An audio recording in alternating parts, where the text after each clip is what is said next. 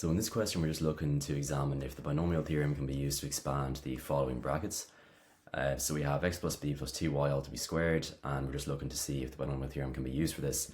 And at a first glance, it would seem that it can't, because we've got three different terms in here rather than two. So rather than being binomial, it would be like trinomial or something along those lines, and there's a different theorem altogether for that we don't have to worry about at Leaving Cert level. But there's actually two ways we could approach this.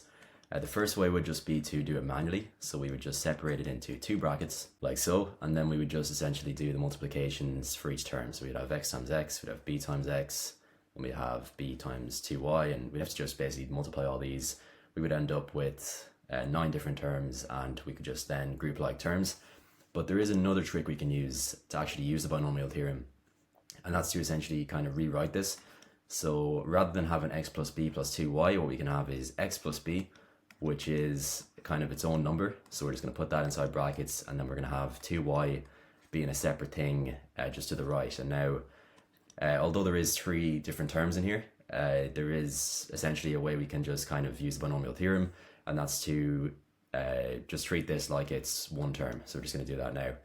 So hopefully you can see the binomial theorem there. It's something we do need to learn off for the exam. And so what we're gonna have to do first is choose 0, because n is 2 in this case. So n is 2, and then we're just gonna go through each of the 3 terms we're gonna have. So our first term is gonna be x plus b all to be squared. Our second term is choose 1 times x plus b all times 2y. And then finally our last term is gonna be choose 2 times 2y all to be squared. And so as you can see now, we've got sort of an example of where we took something with 3 terms and turned it into a binomial. And really, you can use the binomial theorem anytime you have something inside a bracket to be squared. It just sometimes requires you to group certain terms together like this. And so now we're just going to simplify this. So we have choose 0, which is just 1.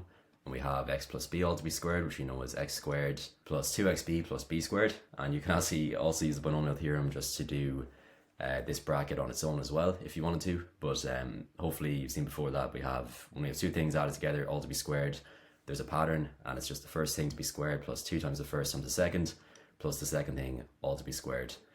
And then we're just going to continue on. So we've got choose 1, which is just 2.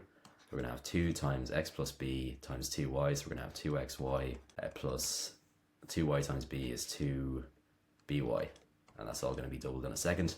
And then finally our last term is going to be choose 2, which is once again just 1 times 2y all to be squared, which gives us 4y squared. And so now we've got all of our terms, and we're just going to tidy up a bit.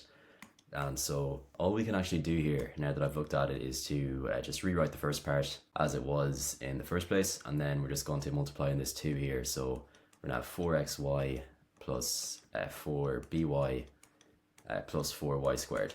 And because there is no like terms anywhere, we can't actually group this together anymore, but this is what we would get by expanding these brackets.